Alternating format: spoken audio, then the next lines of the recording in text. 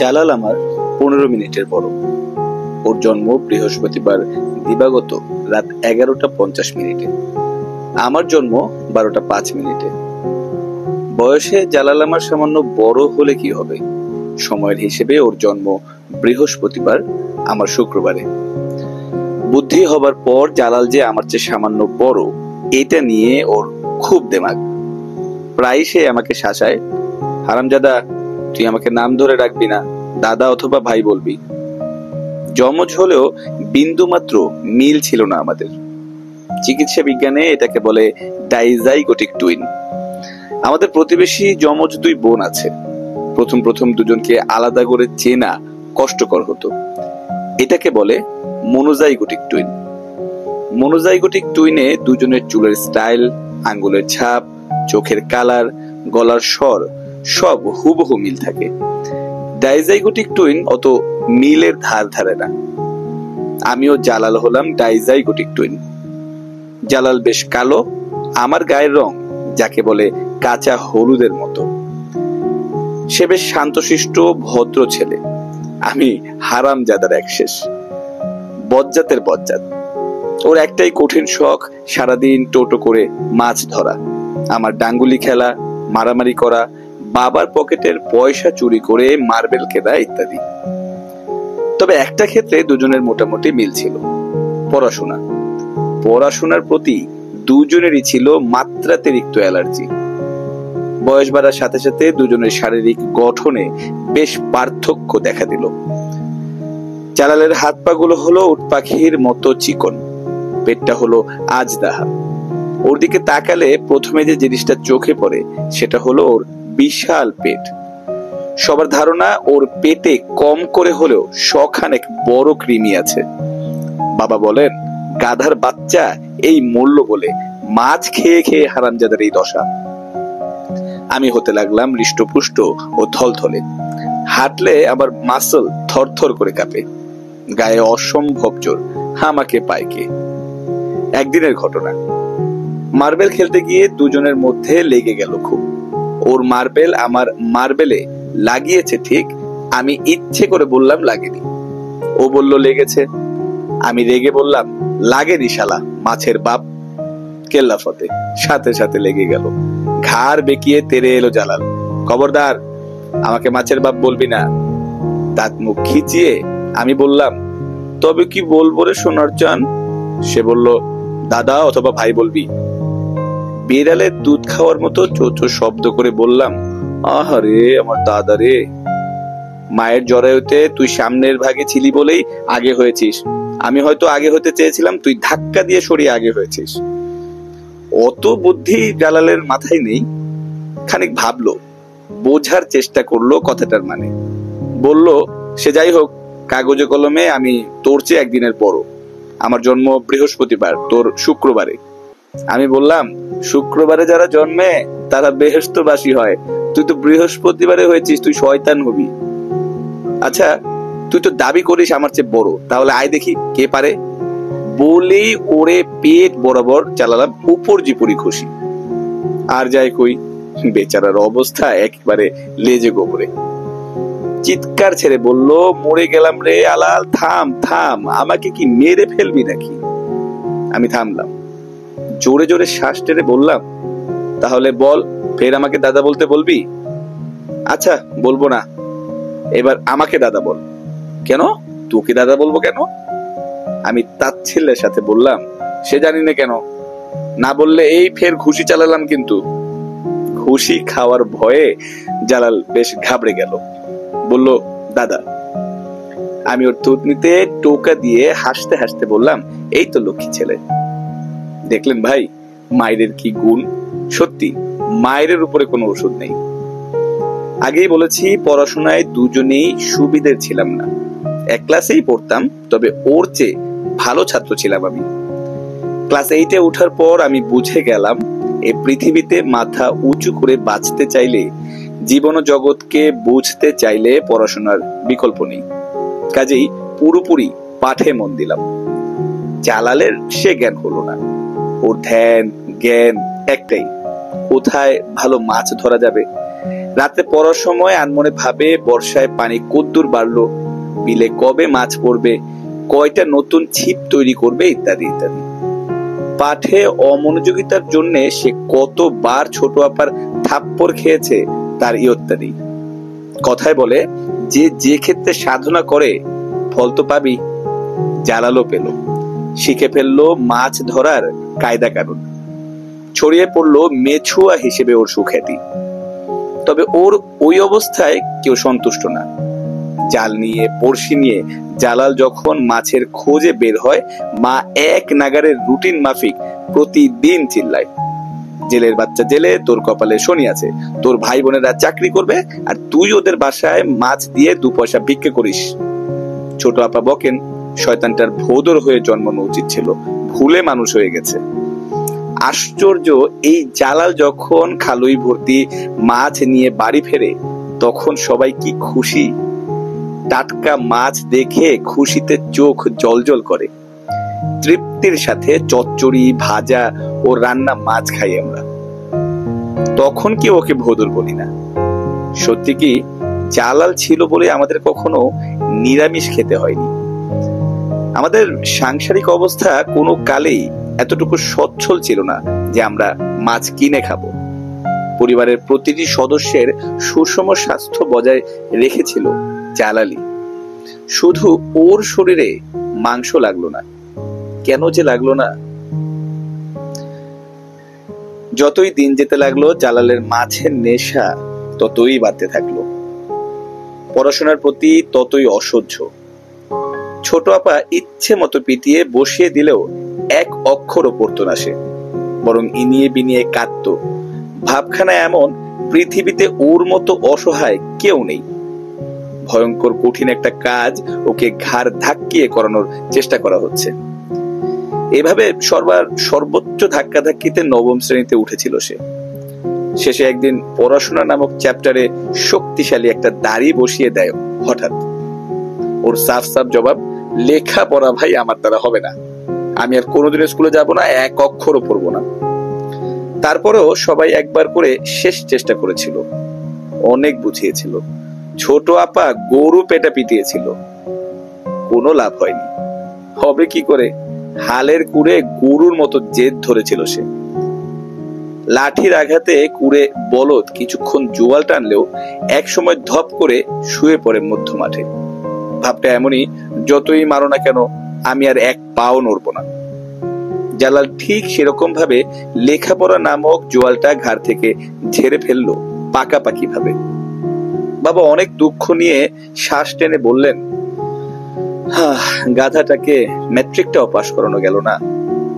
যা হোক, এরপর জালাল সাফ সুতোর জেলে। আগে সে শুধু আশেপাশের জলাশয়ে মাছ ধরতো। শিকারের মাছের মধ্যে ছিল কই, শিং, পুঁটি, খোলসে, বড় জোর শোল মাছ।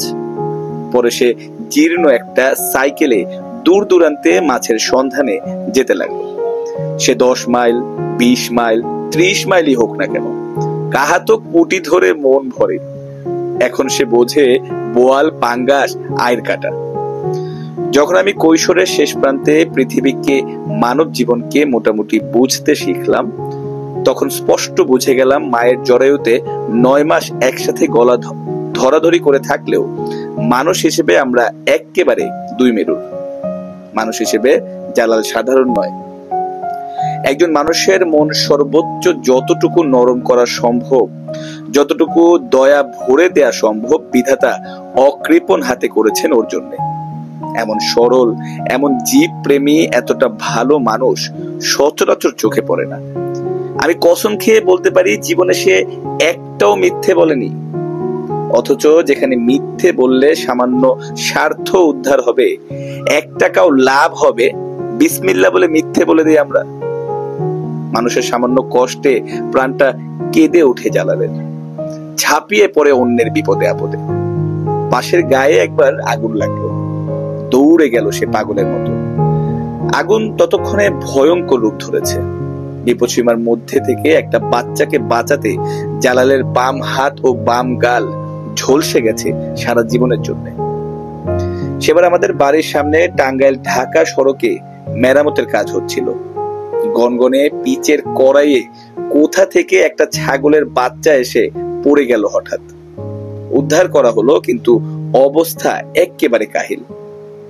সারা শরীরে চামড়া পুড়ে গেছে। প্রচন্ড কষ্টে ভয়ে ঠক ঠক করে কাঁপছে এবং চারপাশে জড়ো হওয়া মানুষগুলোর দিকে অসহায়ের মতো তাকাচ্ছে। জালাল পৌঁছেছিল সেখানে।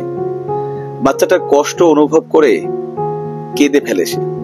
জড়ো হওয়া মানুষের উদ্দেশ্যে চিল্লিয়ে বলল, হা করে দেখছেন কি ভাই? মানুষ না হোক, ওরও তো প্রাণ আছে। কি করলে বাঁচবে সেটা বলেন। একজন বলল, বাঁচার তো কোনো সম্ভাবনা নেই। কে একজন বলল, ময়মনসিংহ কৃষি বিশ্ববিদ্যালয়ের পশু বিভাগে নিয়ে গেলে বেঁচেও যেতে পারে। তাৎক্ষণিক ছুটেছিল জালাল। ছাগল নামক তুচ্ছ একটা প্রাণীর জীবন বাঁচাতে ময়মনসিংহ গিয়েছিল। বেঁচেও গিয়েছিল ভাগ্যবান প্রাণীটি। অথচ এই আমি, একই রক্তের আমি, ছলে হোক বলে হোক সুন্দর সুখের ভোগের একটা জীবনের জন্য সাধনা করে যাচ্ছি। ইন্টারমিডিয়েট পাশ করে ঢাকা বিশ্ববিদ্যালয়ের রসায়ন বিভাগে ভর্তি হলাম।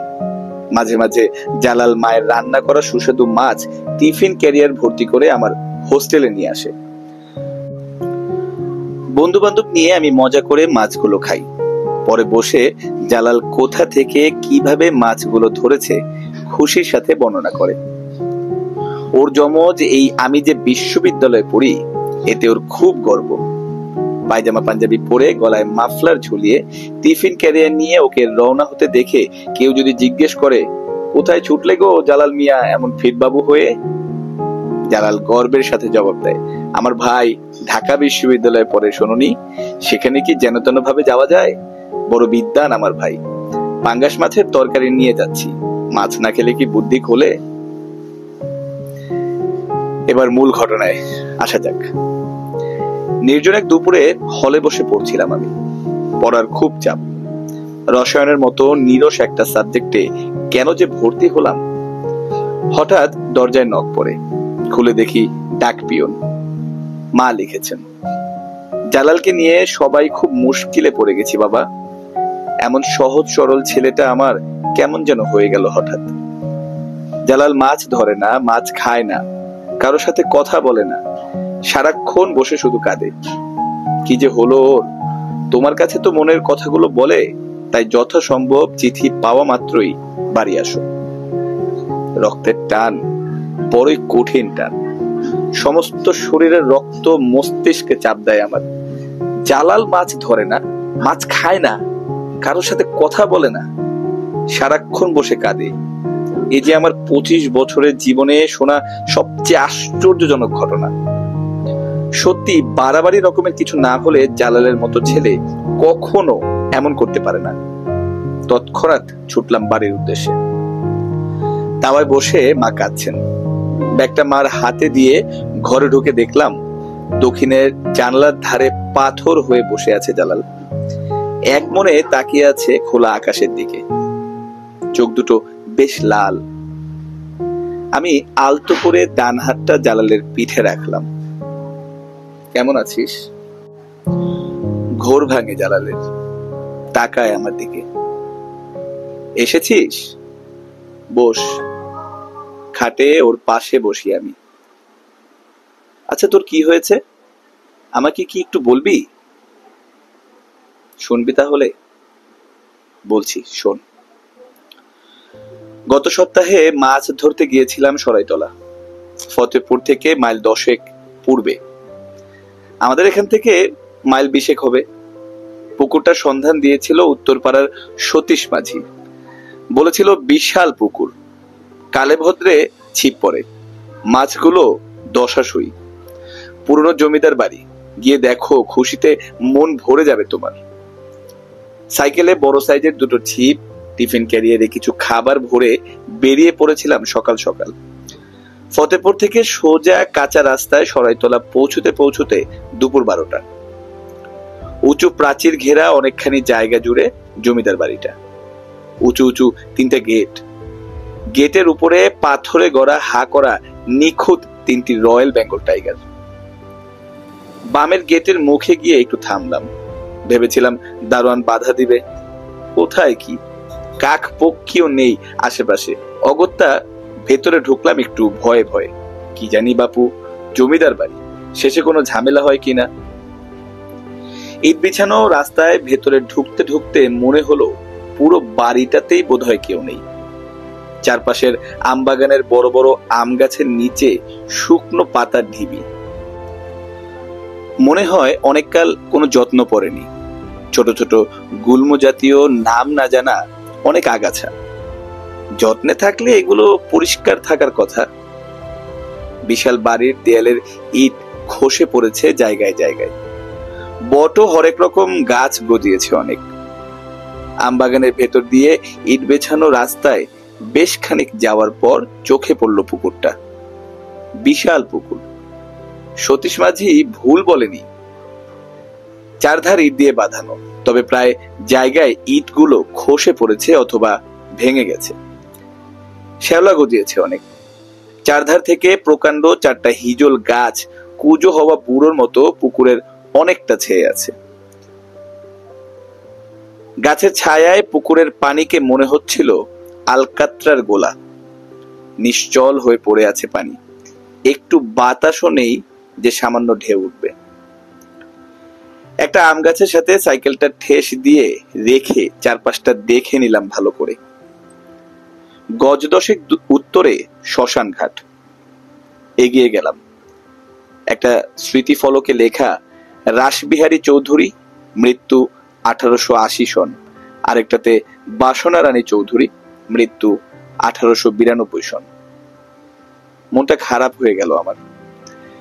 স্মৃতিফলকের মানুষ দুটো হয়তো এই জমিদার বাড়ির কোনো পূর্বপুরুষ। সত্যি মানুষের সমৃদ্ধি কত ক্ষণস্থায়ী। অল্প কয়টি বছরের জন্য পৃথিবীতে আসো, দেখো, বোঝো, খাও, দাও, তারপর মরার জন্য প্রস্তুত হও। পৃথিবীতে যা গড়েছ তার থেকে এক কড়িও নিয়ে যাওয়া চলবে না। চিতা দেখে মনে হলো না জানি কতকাল এখানে মরা পোড়ানো হয় না। একটু ভয় ভয় লাগলো। চারপাশে কিরকম ভুতুরে পরিবেশ। ভয়ঙ্কর রকমের নীরব। একটা গাছের পাতা পর্যন্ত নড়ছে না। অবশ্য কাছে কোথাও মনে হলো নিচু স্বরে একটা পাখি ডাকছে। এই পাখির ডাক কুলক্ষণ। মনে হলো যেন তীক্ষ্ণ চোখে লক্ষ্য করছে আমার গতিবিধি। ছিপ ফেলতে ইচ্ছে করলো না আমার। ঘাটে বসে চুপচাপ ভাবতে লাগলাম। এত দূর থেকে এসেছি, একদম খালি হাতে গেলে মানায়? বাড়িতে সবাই অপেক্ষা করবে মাছের জন্য। হঠাৎ মাছ পুকুরের জল নড়ে উঠল। ঘাই দেখে মনে হলো কমপক্ষে 20 কেজি ওজনের মাছ হবে। ভাবলাম এসেছি যখন দেখাই যাক না কি হয়। মোটামুটি সাইজের একটা মাছ ধরা পড়লেই মানে মানে কেটে পড়বো। কিরকম ভুতুরে আবহাওয়ার বাবা, না জানি কোনো অঘটন ঘটে। ছিপ ফেলতেই টান পড়লো সুতোতে। আগেই বুঝেছিলাম এই পুকুরের মাছগুলো বোকার হদ্দ। টোপার খাদ্যের পার্থক্য বুঝে না। সুতোতে টান দিতেই বুঝে গেলাম কম করে হলেও 25 কেজি ওজনের কোনো মাছ হবে। এত বড় মাছ আসলে খাওয়া যায় না। মাংসের মতো আশ আশ লাগে। ছেড়ে দেব কিনা ভাবছিলাম। দেখাই যাক কি হয়। দ্রুত গতিতে অনেক শক্তি নিয়ে সুতো ধরে টানতে লাগলাম। অকস্মাৎ মনে হলো দুজন লোক একসাথে কোরাস করে ডাকলো আমাকে। চমকে তাকালাম। খুব হৃষ্টপুষ্ট সুন্দর চেহারার দুজন যুবক একদম ঘেঁষে দাঁড়িয়ে আছে। দুজনই একই সঙ্গে বলল, বলো তো দোস্ত, মাছের প্রাণ আছে কিনা? প্রথমে আমি ভয় পেয়েছিলাম, পরে প্রশ্ন শুনে হেসেই ফেললাম। এ আবার কেমন প্রশ্ন দাদারা? মাছের প্রাণ থাকবে না কেন? তাহলে কি? তাহলে এই যে তুমি মাছের মুখে ধারালো আংটা বিধিয়ে টেনে আনছো, এতে মাছের কষ্ট হচ্ছে না? আমি আমতা আমতা করে বললাম, তা হচ্ছে, খুব কষ্ট হচ্ছে। এইরকম একটা আংটা যদি তোমার মুখে বিধিয়ে টানা হয়, কষ্ট হবে না তোমার? আমি প্রায় কেঁদেই ফেললাম। তা হবে, খুব কষ্ট হবে। তাহলে বন্ধু, মাছও তো প্রাণী, কোনো প্রাণীকে এতটা কষ্ট দেয়া কি ঠিক? আমি মাথা নেড়ে বললাম, না না, কখনো ঠিক না। এই যে ছেড়ে দিচ্ছি দাদা। দোস্ত, তুমি জীবনে একটা মিথ্যেও বলনি। একটা ছাগলকে বাঁচাতে তুমি 30 মাইল দৌড়ে যাও, তাহলে মাছকে কিভাবে এত কষ্ট দাও? ছাগলও জীব, মাছও জীব, তুমিও জীব, আমরাও জীব। তা ঠিক, তা ঠিক দাদা, ছেড়ে দিচ্ছি, আমি এখনই ছেড়ে দিচ্ছি। তা তোমরা কারা? আমাকেই বা চিনলে কি করে? আমি তো অনেক দূর থেকে এসেছি। আমরা সুরঞ্জন নিরঞ্জন। আমাদের সবাইকে চিনতে হয়। তবে তোমার বহুত ভাগ্য যে তোমার একটা যমজ ভাই আছে। এই বলেই মুহূর্তে বাতাসে মিলিয়ে গেল যুবকদ্বয়। ভয়ে আমার গা কাঁপতে লাগলো থরথর করে। তড়ি ঘড়ি করে সুতো গুটিয়ে কেটে পড়বো ভেবে মাছ থেকে সুতো ছাড়তে গিয়ে শরীরের সব রক্ত জমে হিমশীতল হয়ে গেল। মাছটা ততক্ষণে ডাঙায় উঠে এসেছে। বড় বড় চোখে তাকিয়ে আছে আমার দিকে। দুটো নয়, 4-4টে বড় বড় চোখ। আরো আশ্চর্য কি জানিস? চোখগুলো মাছের নয়, মানুষের। এতক্ষণ জানালার পাশে বসে চুপ করে শুনছিলাম। এবার আর কথা না বলে পারলাম না। বলিস কি? মাছের কপালে 4-4টে মানুষের চোখ। আরো আশ্চর্যের কি জানিস? আমার কাছে স্পষ্ট মনে হয়েছে ওখানকার দুটো চোখ আমার আর দুটো চোখ তোর। কি বলছিস এসব? আমি তো মিথ্যে বলি না রে। আচ্ছা, তারপরে বল। ছিপ ফেলে রেখেই সাইকেল নিয়ে দ্রুত গতিতে গেটের কাছে পৌঁছে গেলাম। দেখলাম টুলে বসে খাকি পোশাক পরা, হাতে লাঠি এক লোক ঝিমোচ্ছে। নিশ্চয়ই দারোয়ান। কিন্তু এই বেটা আমি ভেতরে ঢোকার সময় তো ছিল না। আমি গলা খাকারি দিলাম। লোকটা জেগে উঠে আপাদমস্তক লক্ষ্য করলো আমাকে। আমি বললাম, আচ্ছা দাদা, এ বাড়িতে সুরঞ্জন ও নিরঞ্জন নামে কোনো যুবক আছে কি? লোকটা অত্যন্ত আশ্চর্য হয়ে জানতে চাইলো, আপনি আপনি পুকুরে ছিপ ফেলেছিলেন? আমি ইতস্তত করে বললাম, তা ফেলেছিলাম। কেন ভাই, খুব অন্যায় করে ফেলেছি? আপনি পুকুরে ছিপ ফেলে জ্যান্ত ফিরেছেন? আমি ভয় পেয়ে গেলাম। কি বলছেন দাদা? আমি তো কিছু বুঝতে পারছি না। জ্যান্ত না ফিরলে কথা বলছি কি করে? দারোয়ান একটুখানি কি যেন ভাবলো। তারপর ততোধিক আশ্চর্য হয়ে সরাসরি আমার চোখে তাকালো। আচ্ছা, আপনি ঢুকেছিলেন কোন গেট দিয়ে? কেন দাদা, এই গেট দিয়েই তো ঢুকলাম। কতক্ষণ আগে ঢুকেছিলেন? তা ধরেন বড়জোর আধা ঘন্টা হবে। আধ ঘন্টা? মস্করা করছেন? আমি তো সকাল থেকে এখানেই বসে আছি। কি বলছেন দাদা? ঢোকার সময় এই গেটে আমি কাউকে দেখিনি, বিশ্বাস করুন। বিশ্বাস না করেও তো পারছি না। এই পুকুরে ছিপ ফেলে কেউ জ্যান্ত ফেরে না। এই পর্যন্ত 4 জন মানুষ ছিপ ফেলে পুকুর পাড়েই মারা গেছে। আপনি কিভাবে জ্যান্ত ফেললেন সেটাই তো প্রশ্ন। আমি ভয়ানক ভয় পেয়ে দারোয়ানের হাত চেপে ধরলাম। ব্যাপারটা কি দাদা, দয়া করে একটু বলুন না। দারোয়ান বলল, সে প্রায় 40 বছরের পুরনো ঘটনা। সুরঞ্জন চৌধুরী ও নিরঞ্জন চৌধুরী নামে জমিদার সাহেবের রাজপুত্রের মতো দুটো যমজ ছেলে ছিল। আল্লাহর কি ইচ্ছা, দুটি পুকুরে ডুবে মারা যায়। ছেলেদের শোকে অত্যন্ত কাতর হয়ে পড়েন তিনি। শেষে তিনিও চলে যান। এরপর জমিদার বাবু একমাত্র কন্যা সন্তান নিয়ে কলকাতায় চলে গেছেন যুদ্ধের পর। জমিদার বাবু আজ আর বেঁচে নেই। মেয়েটাও বিয়ে করে সংসারী হয়েছে। ভাইদের স্মৃতি রক্ষার্থে বাড়িটা বিক্রি করেনি। আমি দেখাশোনা করি মাসিক ভাতায়। আর কোনো লোক যাতে পুকুরে ছিপ ফেলতে গিয়ে অকালে মারা না যায় সেজন্যই সারাক্ষণ এই গেটটাতে বসে থাকি। এ পর্যন্ত বলে জালাল খপ করে আমার বাম হাতটা ধরে বসলো। 2 চোখ বেয়ে জলের ধারা।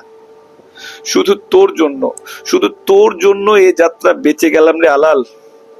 আমি অত্যন্ত আশ্চর্য হয়ে বললাম, কি বলছিস? হ্যাঁ, সুরঞ্জন নিরঞ্জন বলেছিল তোমার বহুত ভাগ্য যে তোমার একটা যমজ ভাই আছে। ওরা যমজ বলে আমাদের যমজটা ভাঙতে চায়নি।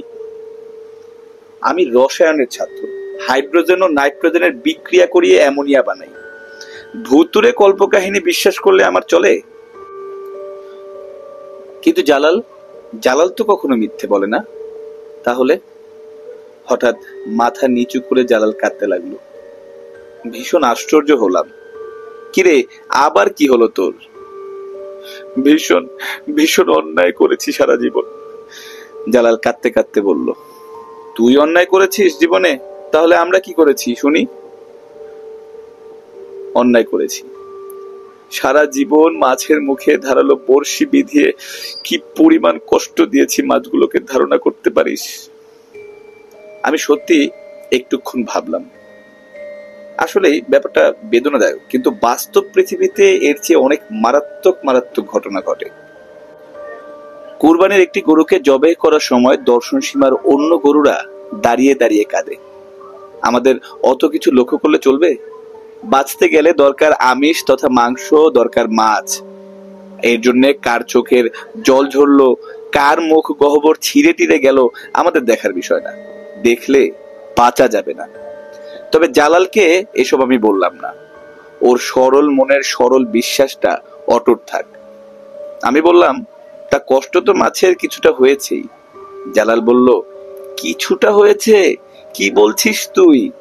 মুখের ভেতর ধারালো বড়শি বিধিয়ে টানলে কিছুটা কষ্ট হয় বলে তোর ধারণা? বুঝলাম, খুব ব্যথা পেয়েছে তোর এ পর্যন্ত ধরা মাছগুলো, তা এখন ভেবে কোনো লাভ হবে? জালাল ফের হাউমাউ করে কাঁদতে লাগলো। তা হবে না জানি, তবে আমি আর জীবনে একটা মাছও ধরবো না, একটা মাছও আমি খাবো না। কি মারাত্মক অপরাধ করেছি সারা জীবন। জালালের কাহিনী শুনে বাড়ির সবাইকে বুঝিয়ে দিলাম ওকে যেন কেউ বিরক্ত না করে। মাছ খেতে যাচ্ছে না, না খাক। সামনে আমার পরীক্ষা, দেরি করা চলবে না। দুদিন বাদেই চলে এলাম ঢাকায়। আসার সময় জালালকে জড়িয়ে কেন যেন খুব কাঁদলাম। তুই খুব ভাগ্যবান রে জালাল, তুই মহাপুরুষ। বিশ্বাস কর, মাছের কষ্টের কথা ভেবে কাঁদে এরকম একটা মানুষও তুই তাবৎ পৃথিবীতে তন্ন তন্ন করে খুঁজলেও পাবি না। জীবের প্রতি এমন নির্ভেজাল প্রেম কয়টা মানুষ দিতে পারে? সপ্তাহখানেক পরে চাচাতো ভাই সেলিম আমার হোস্টেলে এলো। বলল, চাচার অবস্থা খুব খারাপ, এখনই গ্রামে যেতে হবে। সেলিমের সাথে বেরিয়ে পড়লাম তখনই। স্টেশনে নামতেই গোরস্থানে অনেক মানুষের জটলা চোখে পড়ল। খপ করে সেলিমের হাতটা ধরলাম। বাবা কি বেঁচে নেই রে? সেলিম মাথা নিচু করে বলল, চাচার কিছু হয়নি। তাহলে? তবে কে নেই? সে বলল, জালাল ভাই নেই। মনে হলো কে যেন করাত দিয়ে আমার শরীরটা লম্বা লম্বি সমান দুটো অংশে ভাগ করে ফেললো। চিৎকার দিয়ে পড়ে গেলাম রাস্তায়। শুনেছি 6 ঘন্টা আমার জ্ঞান ছিল না। এরপর বধির হয়ে বসে রইলাম 2 দিন। জিজ্ঞেস করলাম, কি হয়েছিল জালালের? এমন নির্ভেজাল একটা মানুষটাকে আল্লাহ কেন তাড়াতাড়ি নিয়ে গেল? সরাইতলা। কোথায় সেই সর্বনাশা পুকুর? কি তার মাহাত্ম্য? আমাকে জানতেই হবে। একটা মোটর বাইক নিয়ে বেরিয়ে পড়লাম। ফতেপুর থেকে মাইল 10 দূরে গিয়ে লোকজনকে জিজ্ঞেস করলাম, সরাইতলা কোন দিকে? কিন্তু কি আশ্চর্য, সরাইতলা নামে কোনো গ্রামই নাকি অত্র অঞ্চলে নেই। তবু আমি তন্ন তন্ন করে বিশাল এলাকা জুড়ে খুঁজলাম, কোথাও সরাইতলা নামে জায়গা নেই, নেই কোনো পুরনো জমিদার বাড়ি। হঠাৎ মনে পড়লো, জালাল বলেছিল পুকুরটার সন্ধান দিয়েছিল উত্তরপাড়ার সতীশ মাঝি। কাজেই তাকে জিজ্ঞেস করলেই তো সমস্যা মিটে যাবে। জোরে বাইক চালিয়ে ফিরে এলাম গ্রামে। সরাসরি সতীশ মাঝির বাড়ির সামনে গিয়ে থামলাম। খালি গায়ে ভুড়িওয়ালা টাক মাথা এক লোক বসে আছে দাওয়ায়। লোকটাকে চিনলাম না আমি। জানতে চাইলাম সতীশ মাঝি বাড়ি আছে কিনা। লোকটা যেন আকাশ থেকে পড়লো। সতীশ? সে তো জমি জমা বিক্রি করে ইন্ডিয়া চলে গেছে, সেও প্রায় 2 বছর। শুনেছি যক্ষায় ভুগে মরেও গেছে বছরখানেক আগে। এই বাড়িটা এখন আমিই কিনেছি। আমার মাথায় যেন বাজ পড়লো। তাহলে কোথায় মাছ ধরতে গিয়েছিল জালাল? কে তাকে পুকুরের সন্ধান দিয়েছিল? কি হয়েছিল জালালের?